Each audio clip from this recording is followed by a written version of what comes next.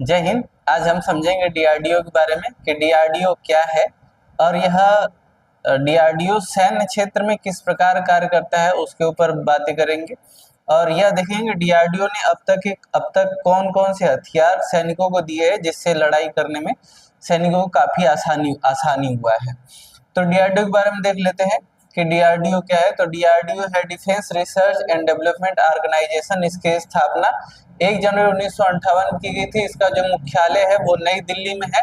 इसके जो पहले अध्यक्ष थे वो हैं डॉक्टर दौलत सिंह राठौर और जो वर्तमान के अध्यक्ष हैं वो हैं डॉक्टर समीर वी कामत है। डीआरडीओ जो बना है वो 3 संगठनों से मिलकर बना है। वो जो 3 संगठन है वो डीएसओ है, टीडीएस है और फिर डीटीडीपी है। इन तीनों के मिलने से डीआरडीओ बना है, यानी कि डीआरडीओ इन तीनों के साथ मिलकर के काम करता है। डीआरडीओ बनाने का मुख्य उद्देश्य ये था कि डीआरडीओ जब बन जाएगा तो वो क्या करेगा कि आधुनिक हथियार बनाना स्टार्ट करेगा भारत के सैन्य क्षेत्र के लिए।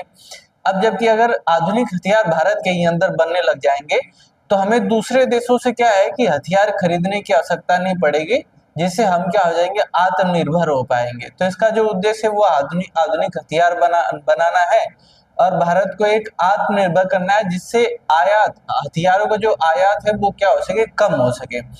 और उसके बाद यह सेनाओं के लिए कार्य करता है कि सेनाओं को आधुनिक हथियार बना करके देता है और साथ में वैज्ञानिक सहायता प्रदान करता है। लेटेस्ट टेक्नोलॉजी वाले हथियार भी देता है। वैज्ञानिक सहायता में जैसे में सोनम वांगचुक, उन्होंने एक कैंप बनाया था जिससे कि अंदर अगर कोई भी रहे तो वो बर्फीले क्षेत्र में, जितने भी सेना बर्फीले क्षेत्र में रहते हैं वहां पर अगर उस कैंप को लगाया जाएगा तो उस कैंप में जो -डिग्री सेल्सियस बाहर है वो अगर उस कैंप के अंदर जाएंगे तो वो प्लस में आ जाएंगे, जिससे वहां पे रहना क्या हो जाता है, थोड़ा सा आसान हो जाता है। तो वैज्ञानिक सहायता प्रदान करना और लेटेस्ट टेक्नोलॉजी यानी कि नया नया जो टेक्नोलॉजी या नए नए तकनीकी पे जो हथियार बन रहे हैं उन सभी हथियार को बना करके देना। तो इसका ये हो जाएगा, कार्य हो जाएगा। और जो इसका जो कार्य क्षेत्र है, डीआरडीओ केवल युद्ध तो बनाने के लिए यानी कि हथियार बनाने के लिए ही एक क्षेत्र में काम नहीं कर रही, वो अन्य क्षेत्र में भी काम कर रही है।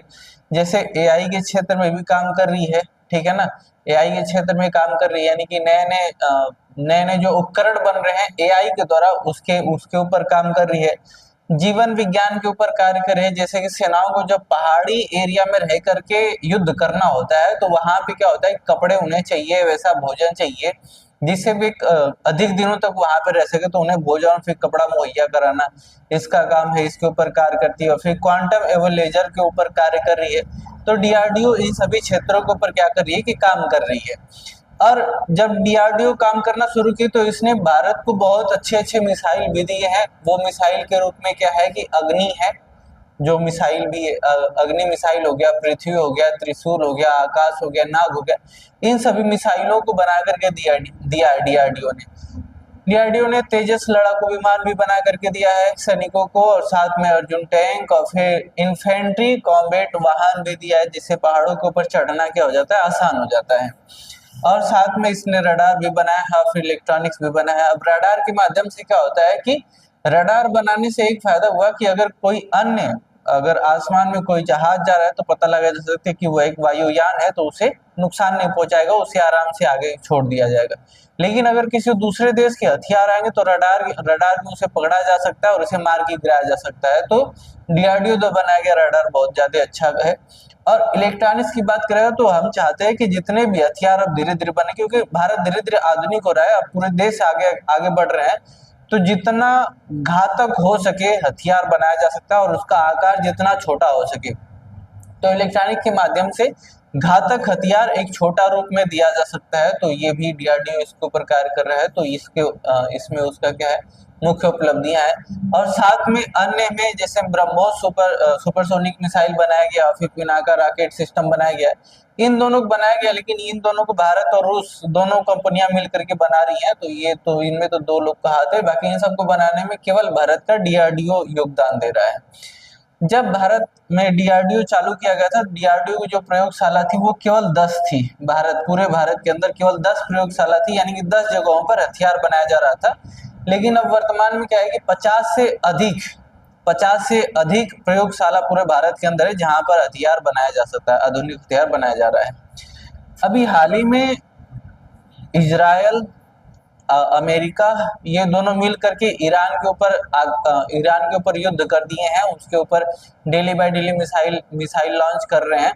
तो ईरान का ना एक ड्रोन है शाहिद 136,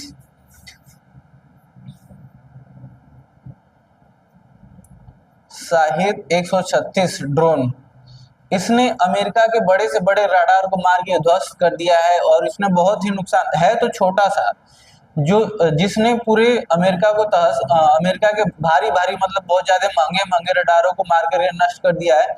अब इसको देखते हुए भारत ने भी सोचा है कि हमें कुछ ऐसा ड्रोन बनाना चाहिए जिससे अगर भविष्य में कभी किसी के साथ युद्ध हो रहा है तो उसे उसे उस देश को हराया जा सके। तो इसके ऊपर भारत काम कर रहा है और वो एक शेषनाग 150 ड्रोन बना रहा है, जो साइज से भी बहुत ज्यादा अच्छा है लड़ाई करने के लिए। तो इसके ऊपर भी डीआरडीओ धीरे धीरे काम कर रहा है और अधिक मात्रा में बना करके रख भी लिया है।